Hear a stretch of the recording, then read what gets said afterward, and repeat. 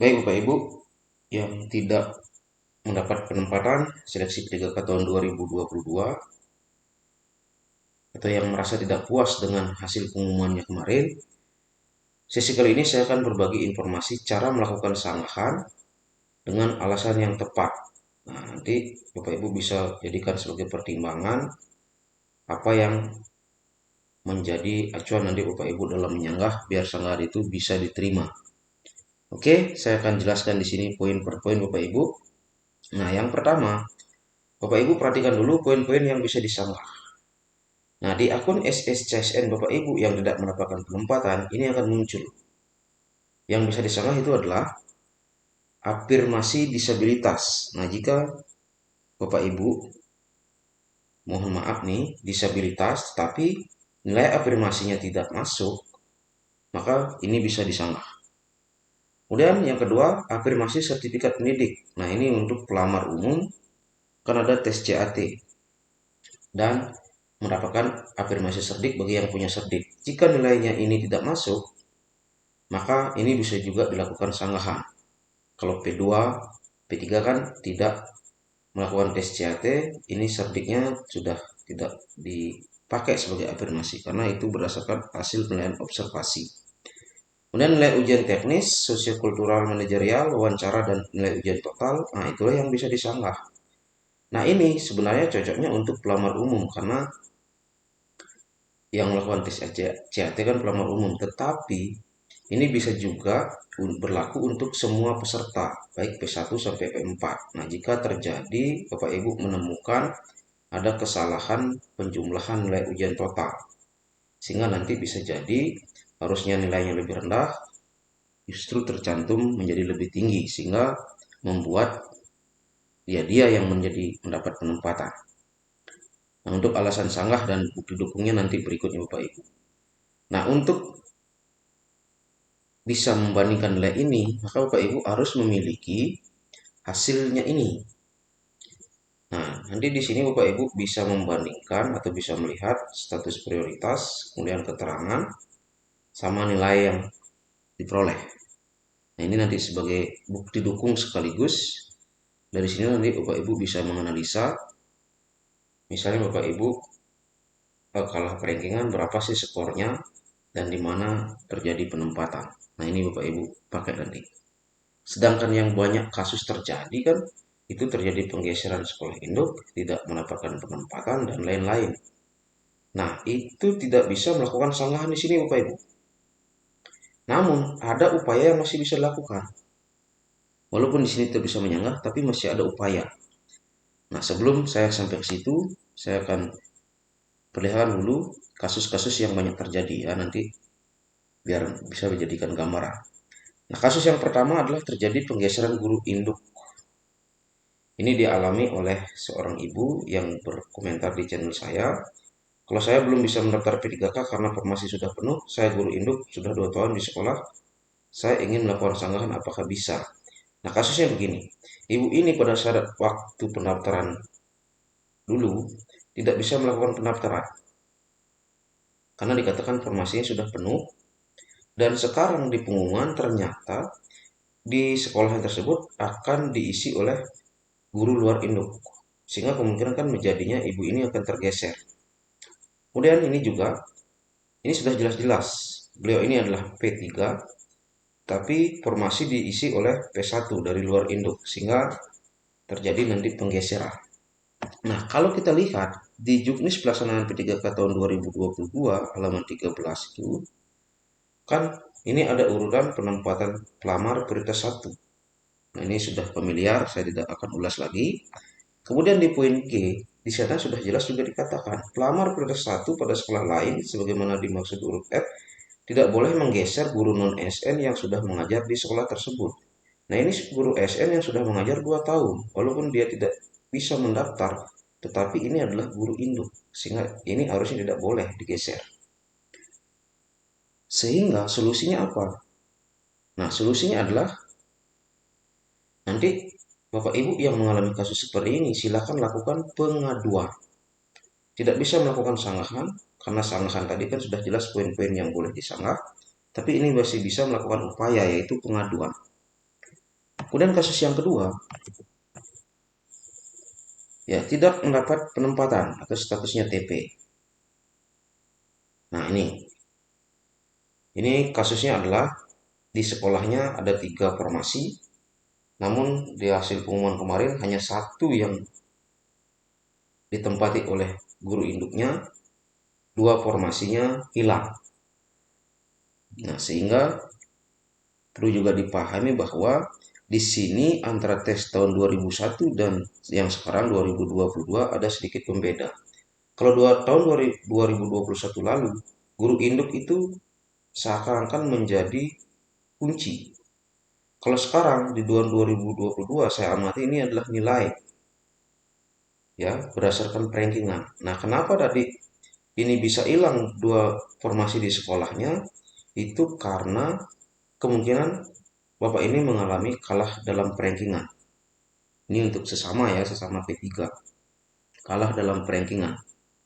Atau bisa jadi formasinya itu dipindah ke sekolah lain karena Bapak ini kalah juga di prioritas. Mungkin Bapak ini adalah P3, formasinya diisi oleh P1 tetapi dibawa ke sekolah induk guru P1 tersebut atau P2 atau P3 yang nilainya lebih tinggi. Nah, seperti itu kemungkinan kasusnya. Kemudian, kalau dilihat di juknis pelaksanaan P3K tahun 2022 kan urutannya sudah jelas. Ketika formasi P1 terdistribusi semuanya, maka dilanjutkan oleh pelamar P2, P3, P4. Nah, sehingga ini kemungkinannya adalah formasinya diambil oleh P1 atau P2 karena kalah prioritas, atau bisa juga ini formasinya berpindah ke sekolah lain karena kalah dalam rankingan sesama P3. Nah, apakah ini tidak bisa menyanggah? Ya, ini tidak bisa melakukan sanggah, tetapi bisa melakukan pengaduan. Kecuali nanti kalau memang nilainya terjadi ada kesalahan jumlah dari panitia, bisa melakukan kesanggahan. Tapi kalau memang benar nilainya lebih rendah dari guru sekolah lain, ya tidak bisa melakukan sanggah, tetapi bisa melakukan pengaduan. Kenapa? Karena di sekolahnya awalnya ada formasi, kemudian formasinya hilang setelah pengumuman, artinya berpindah ke sekolah lain. Nah, solusinya adalah salah satunya adalah lakukan pengaduan. Kemudian berikutnya, kasus yang ketiga ini adalah ditempatkan jauh dari lokasi sekolah awal atau rumahnya. Nah, ini ada juga yang mengalami atau yang bertanya, jika penempatan lokasi yang sangat jauh, apa bisa disanggah? Nah, ini tidak bisa disanggah, jelas. Tetapi, Bapak Ibu harus bersyukur. Karena apa? Sudah bisa mengisi formasi yang masih kosong di sekolah tersebut walaupun tempatnya jauh. Intinya, yang penting lolos dulu seleksi P3K tahun 2022 ini. Karena apa? Banyak yang menginginkan lolos seleksi tetapi tidak lolos. Nah, ini patut Bapak Ibu harus bersyukur. Ya, walaupun tempatnya jauh, tapi kalau Bapak Ibu misalnya berani, ya boleh lakukan pengaduan. Tapi kalau saran saya sih, ya mending jangan deh. Kemudian cara sanggah atau cara melakukan pengaduan. Nah, cara melakukan sanggahan ini jelas ya. Ini nanti diklik ya bagian mana saja yang mau disanggah, poin-poinnya, kemudian alasannya. Nah, sebelum ke alasan, ingat bahwa menyanggah itu bisa dilakukan ketika memang betul-betul kesalahan dari panitia. Misalnya salah dalam menjumlahkan nilai atau tidak memunculkan afirmasi disabilitas ataupun serdiknya, dan ini yang poin-poin ini. Kemudian nanti harus disertai bukti dukung dengan alasan yang tepat dengan bahasa yang sopan tentunya.